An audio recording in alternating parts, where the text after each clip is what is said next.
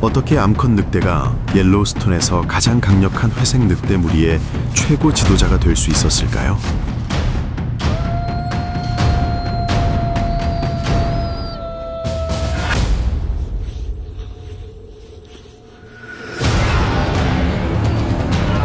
무엇이 그녀를 광활한 초원의 전설로 만들었을까요?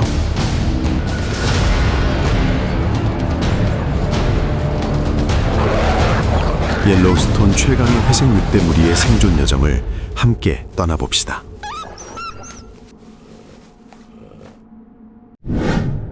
마지막 암컷 늑대, 옐로우스톤의 전설. 옐로우스톤 초원은 추위와 생명이 마치 앙숙처럼 끊임없이 대립하는 땅입니다. 겨울이 오면 하늘은 낯빛 회색으로 물들고 바람은 시든 노란 풀밭 사이로 휘몰아치며 얼음의 숨결과 황무지의 짠 내음을 실어 나릅니다.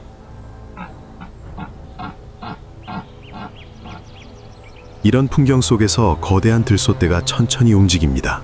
발걸음마다 땅이 흔들립니다.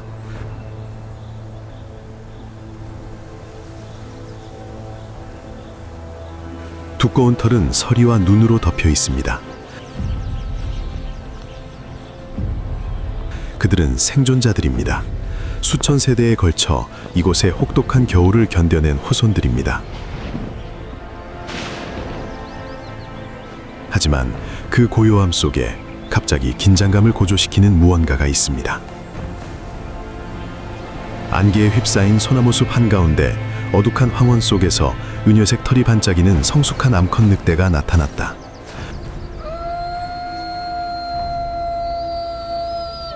그녀는 상상도 할 수 없는 일을 해낸 여왕이었다. 옐로우스톤에서 가장 강력한 회색 늑대 무리를 이끄는 여왕이었다. 수컷의 지배가 지배하는 세상에서 암컷 늑대가 우두머리가 된 것은 한때 불가능하다고 여겨졌던 일이었기에 그녀의 존재는 역설 그 자체였다.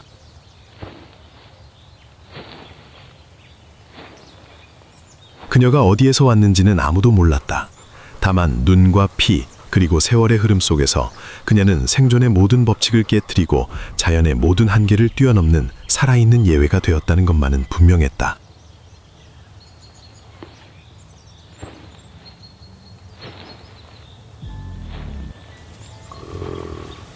그녀와 무리는 들소떼를 유심히 지켜보고 있었다.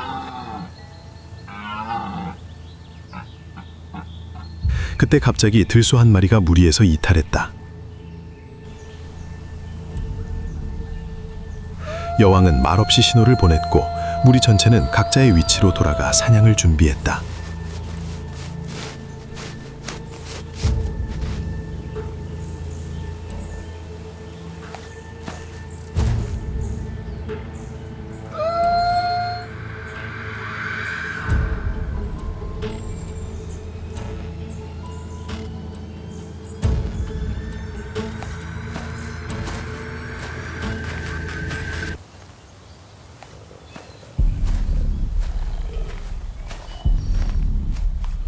그리고 사냥이 시작되었다. 여왕이 먼저 돌진했다.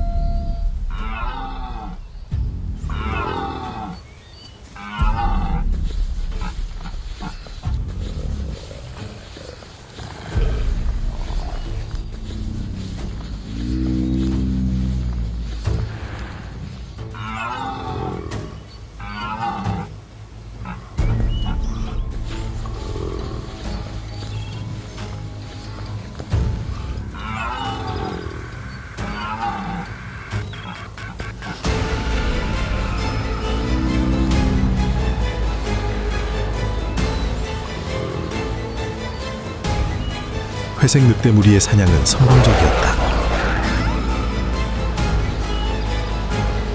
늑대 무리가 쓰러진 먹잇감을 에워싸는 동안 여왕은 안개에 덮인 언덕 위에 말없이 서서 먼지 평선을 응시했다.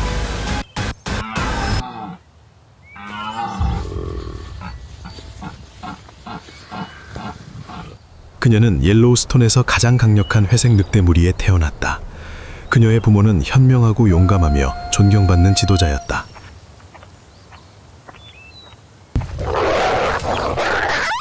그녀는 질서와 규율과 충성심으로 가득 찬 환경에서 자랐다. 그곳에서는 모든 늑대가 공동체의 힘을 이루는 존재였다. 하지만 혹독한 겨울이 모든 것을 앗아갔다.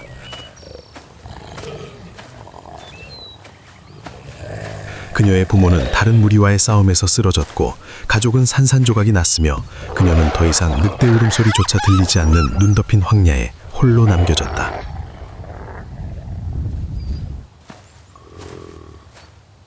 수년간의 방황, 굶주림, 그리고 고독은 그녀에게 생존 의지를 불어넣었다.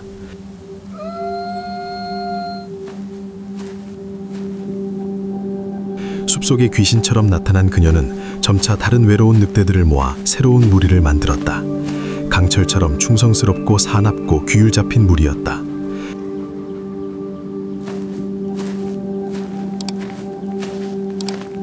그리고 과거의 잿더미 속에서 옐로우스톤 늑대 여왕의 전설이 탄생했다.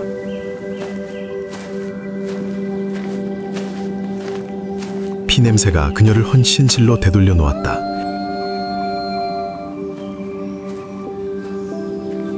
늑대들은 배불리 먹고 이제 여정을 시작했습니다. 며칠 동안 무리는 계곡을 지나 녹아내리는 빙하를 건넜습니다. 겨울이 서서히 지나가고 풍경이 변하기 시작했습니다.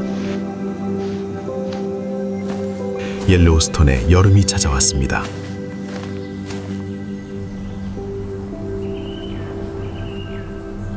산빛 아래 눈은 녹고 맑은 시냇물이 평원으로 흘러들어왔습니다.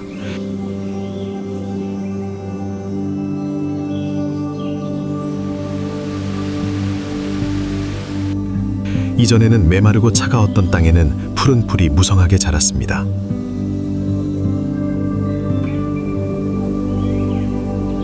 땅에서는 프레리 도그들이 굴에서 나오기 시작했습니다.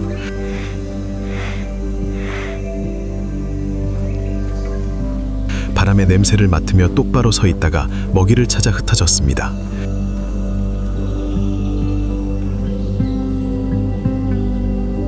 지저귀는 소리가 초원을 가득 채웠습니다. 성장기가 돌아온 것을 알리는 신호였습니다.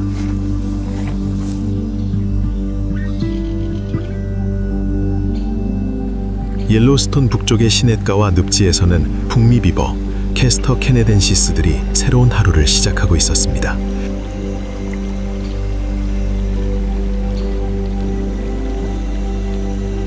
헬메토도 설계도도 필요 없었지만 그들은 시냇물 전체를 국가 규모의 관계 사업으로 탈바꿀 준비를 하고 있었습니다.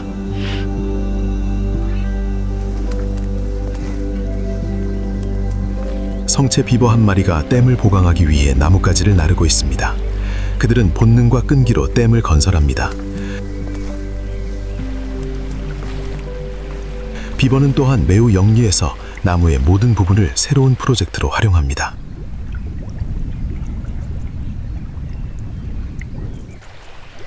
비버는 지칠 줄 않는 건축가들입니다. 나뭇가지, 진흙, 심지어는 고집까지 동원해서 계곡 전체를 물에 잠길 만큼 견고한 댐을 건설합니다.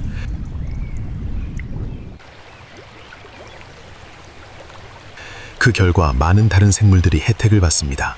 물고기는 은신처를 찾고 새들은 둥지를 트고 습지는 그 어느 때보다 생기가 넘치게 됩니다.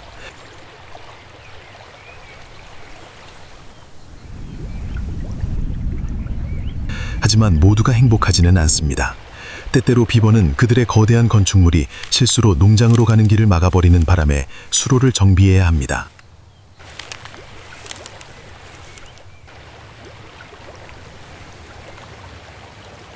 그럼에도 불구하고 자연계에서 비버는 여전히 생태공학자라는 영예로운 칭호를 받고 있습니다.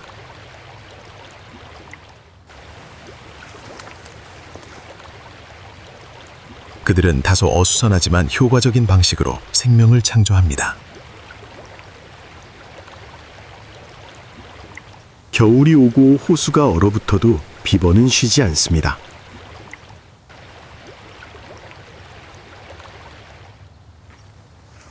다른 대부분의 동물들이 동면하는 동안 비버는 내부 작업에 여념이 없습니다.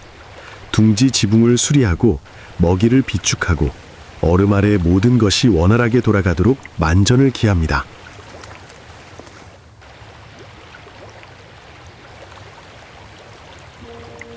물속으로 잠수해 떨어진 나뭇가지를 갉아먹습니다. 소박한 먹이지만 몇 달 동안 따뜻하게 지낼 수 있는 충분한 양입니다.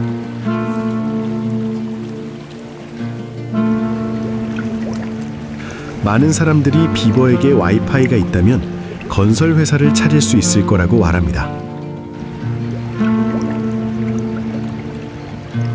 하지만 어쩌면 비버에게는 이 세상이 이미 충분할지도 모릅니다.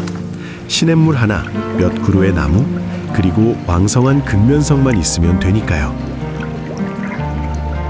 물살이 느려지고 해빙 후 풀이 푸르게 자라나는 곳, 또 다른 세상이 펼쳐집니다. 바로 거인들의 세상, 북아메리카 들소의 세상입니다.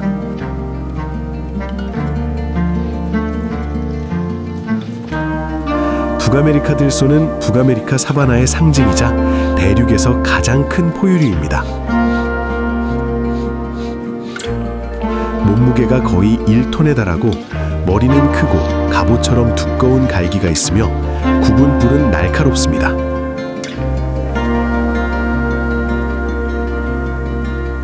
느린 속도에도 불구하고 들소는 짧은 거리에서는 말을 앞지를 수 있으며 뛰어난 지구력 덕분에 강력한 포식자가 될 수 있습니다.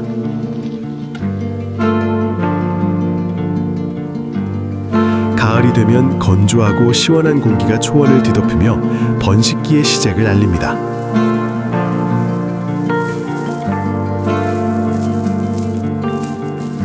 평소 평화롭던 들소무리는 시끄럽고 긴장된 모습으로 변합니다.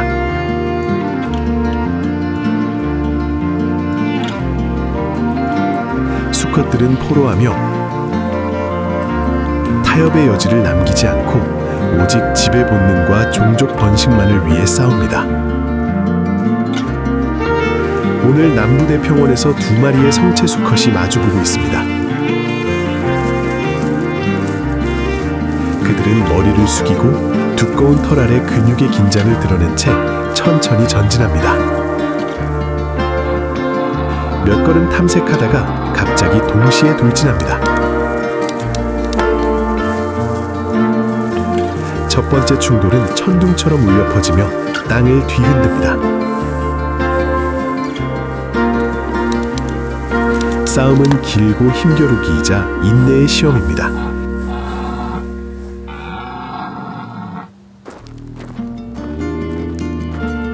마침내 먼지가 가라앉자 한 마리는 물러섭니다.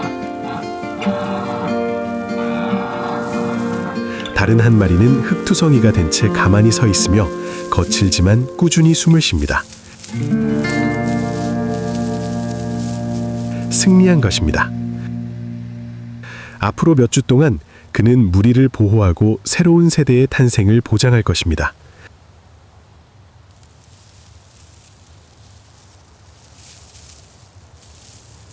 들소떼의 포로가 잦아들고 거대한 무리가 저 멀리 언덕 너머로 사라지자 옐로우스톤 초원은 다시금 연약한 고요함에 잠겼다.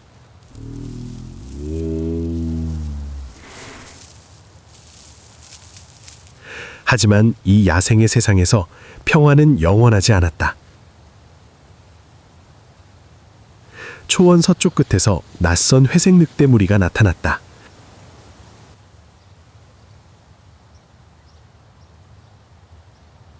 그들은 더 어리고 영역을 넓혀가고 있었다.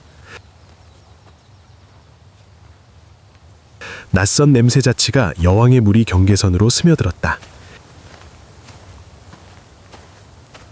계절의 첫 찬바람이 초원을 휩쓸었다.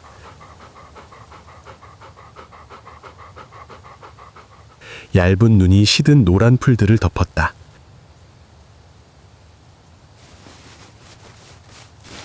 잿빛 하늘 아래 두 회색 늑대 무리가 서로 마주보았다. 정오, 수십 개의 급한 발걸음 소리가 땅을 흔들었다. 두 무리가 서로 마주보았다. 여왕이 앞으로 나섰다. 짧고 날카로운 포로가 울려 퍼지자 초원은 울부짖음, 슉슉거림, 그리고 찢어발리는 소리로 가득했다. 곧바로 그 직후 두 무리 모두 폭발적으로 싸웠다.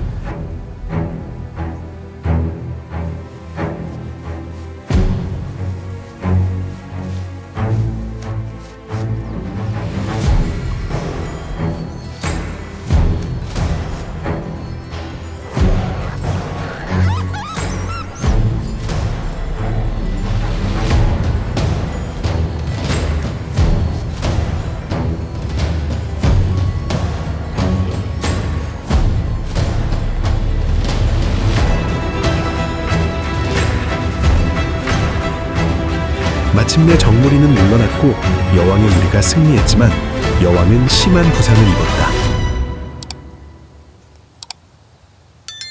그녀의 마지막 숨결은 초원을 가로지르는 바람과 함께 사라졌다. 미동도 없이 누워있는 그녀에게 햇살이 은색 털을 비추며 긴 한 장을 마무리 지었다.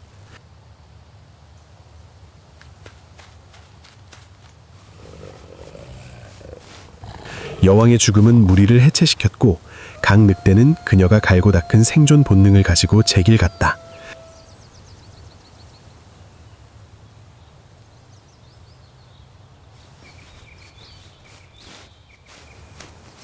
하지만 그녀의 유산은 눈 덮인 초원을 가로지르는 울부짖음과 옐로우스톤 곳곳에 새겨진 모든 늑대 발자국 속에 남아있다.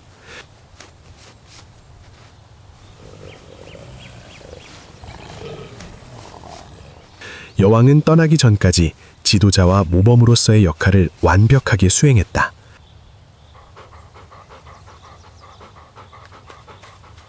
야생 회색 늑대의 평균 수명보다 2배나 긴 11년이 넘는 생애 동안 그녀는 거의 10번의 건강한 새끼를 낳았다.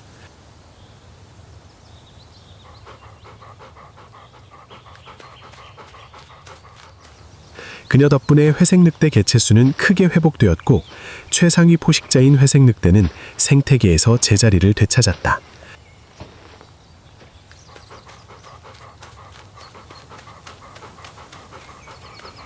또한 그녀는 기록상 최초의 알파 암컷 늑대 중 하나였으며 야생에서 드문 리더십과 회복력을 보여주었다.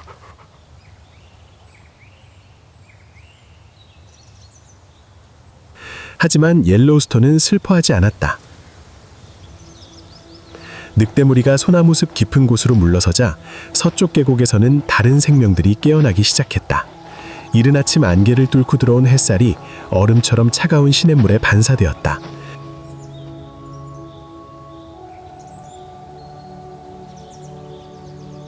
그곳에서 산의 거인, 회색곰, 울서스 아크토스 호리빌리스가 짧은 동면에서 깨어나고 있었다. 느리고 차분하지만 온 숲을 흔들 만큼 강력한 힘을 가진 곰이었다.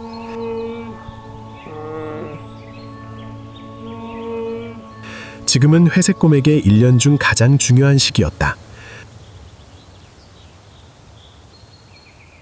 몇 주 후면 산비탈기 얼음으로 뒤덮이기 시작할 것이고 회색곰들은 굴로 들어가 몇 달간 긴 동면에 들어갈 것이다.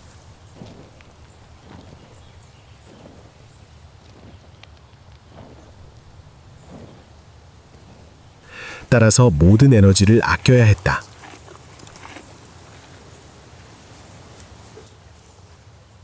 다 자란 회색곰은 몸무게가 거의 400kg에 달하는데 추위를 건드리기 위해서는 거의 끊임없이 먹이를 이어야 했다.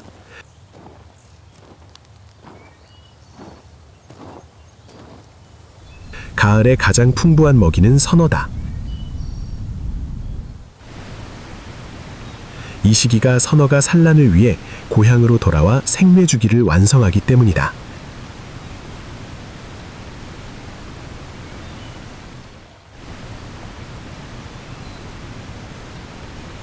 갯굴에 물고기가 득실거리면 바로 그곳에서 나타납니다. 빠르게 흐르는 시냇물 위 3마리의 회색곰이 강둑을 따라 자리를 잡고 있습니다. 곰은 원래 고독한 동물이지만 먹이가 풍부할 때는 어쩔 수 없이 일시적으로 영역을 공유해야 합니다.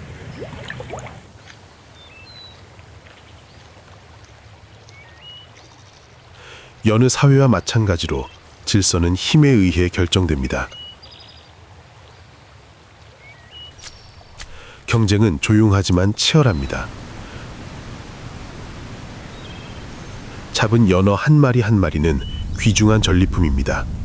단백질과 지방이 풍부한 에너지원이 되어 곰의 몸에 지방을 빠르게 축적하게 해줍니다. 단 몇 주 만에 수십 킬로그램씩 몸무게가 늘어날 수 있습니다. 긴 주둥이, 날카로운 발톱, 그리고 정확한 반사신경을 가진 회색곰은 놀라운 속도로 물고기를 잡습니다.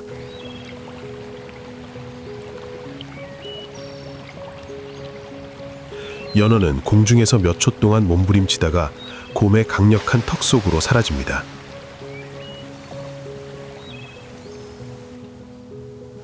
소나무 숲 너머로 해가 지면서 시냇물은 수천 마리의 연어가 운명적인 여정을 계속하는 모습에 은빛으로 반짝입니다.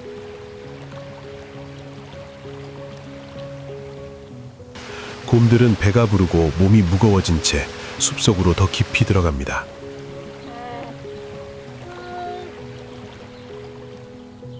몇 주 후면 그들은 풍경 속에서 사라지고 긴 겨울잠에 들어갈 것입니다. 록티 산맥에서 첫 찬바람이 불어오면서 옐로우스톤에도 겨울이 다가왔습니다.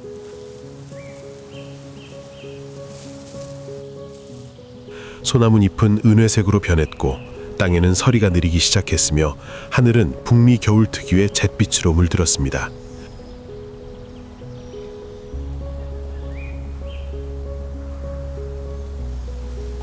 계곡 북쪽에서 술록대가 이동하기 시작했습니다.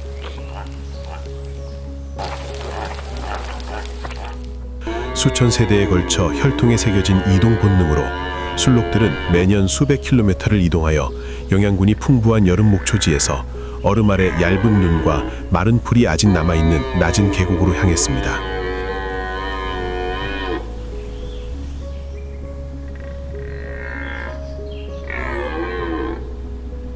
선두에 선 술록들은 눈과 얼어붙은 강을 헤치고 길을 안내했습니다.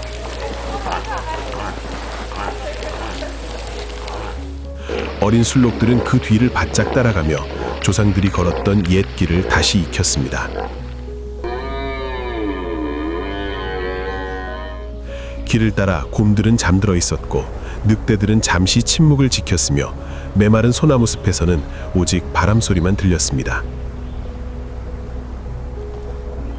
광활한 설원 한가운데 술록 발자국이 하얀 설경에 깊이 새겨져 있습니다.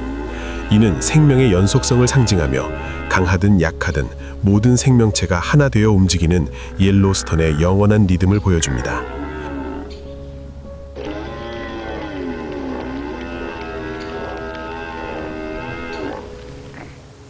안개 낀 하얀 눈 배경으로 옐로우스톤은 고요하며 휩싸입니다.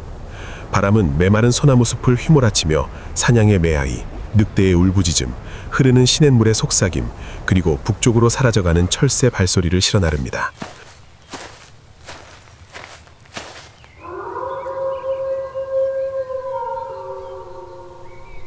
모든 생명체는 움직이지 않지만 시작도 끝도 없는 자연의 교향곡처럼 끝없는 리듬에 살고 있습니다.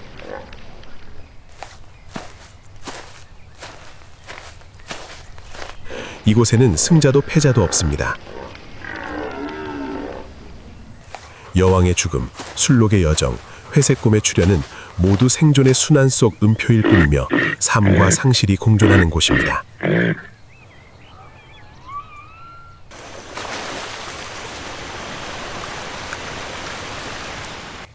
자연은 잔인한 것이 아니라 그저 모든 이에게 정직하고 공평할 뿐입니다. 그 세상에서 인간은 그저 작은 관찰자일 뿐이며 모든 생명이 소중하고 존재의 진정한 의미는 정복이 아니라 조화라는 것을 목격하고 깨닫게 된다.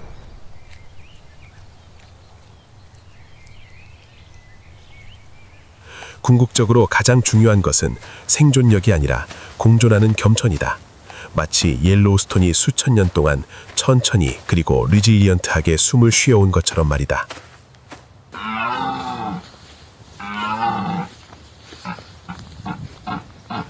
늦은 겨울, 대평연에는 얇은 눈이 쌓여 있었고 시든 노란 풀밭 사이사이에 회색과 흰색이 섞여 있었다.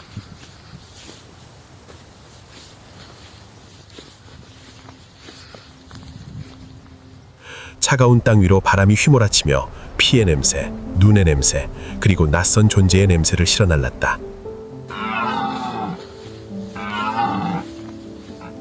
옐로우스톤의 최상위 포식자인 두 무리의 회색 늑대들이 다시 한번 충돌했다.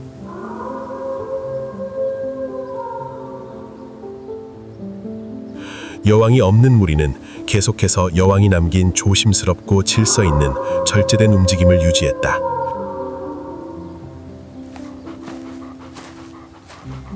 그 반대편에는 먹이가 풍부한 산비탈의 땅을 차지하려는 젊고 패기 있는 늑대 무리가 있었다.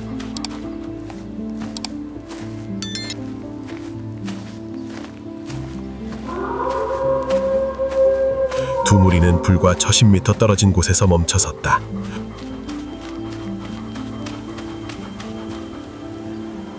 울부짖음도 포효도 없었다. 서리 속에서 번뜩이는 눈빛과 차가운 공기 속으로 내뿜는 하얀 숨결만 있었다. 무리에서 덩치 큰 수컷 늑대 한 마리가 머리를 숙이고 몸을 뻣뻣하게 한 채 앞으로 나왔다.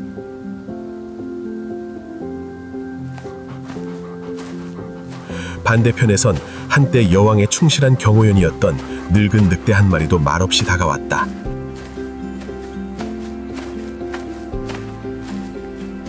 그들의 세상에는 협상이란 없었다. 오직 힘과 본능이 경계를 정했다.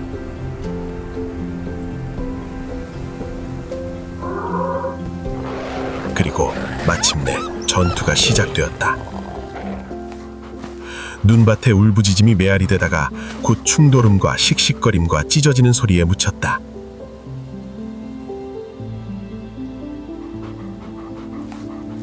서로에게 달려들고 눈이 휘날리고 발톱이 얼음을 긋고 붉은 피가 차가운 하얀 땅을 물들였다.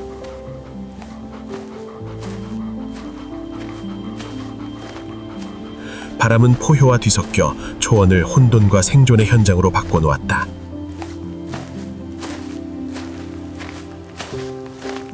전투는 몇 분 동안, 아마도 늑대들에겐 평생과도 같은 시간 동안 계속되었다. 폭풍이 잦은 뒤 눈 위에는 거친 흔들림과 핏자국과 발자국만이 남았다. 새끼들은 물러났고 땅은 수적으로는 적었지만 더 강인한 어른 늑대들에게 남겨졌다.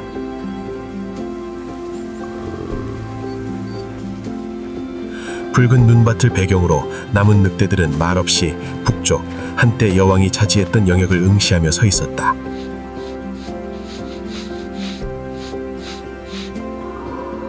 매서운 바람이 초원을 휩쓸고 지나가는 가운데 여왕의 낮고 애처로운 울부짖음이 여전히 메아리하는 듯했다. 자연의 질서는 결코 사라지지 않는다. 단지 세대마다 변형되고 바뀔 뿐이라는 사실을 일깨워주는 듯했다.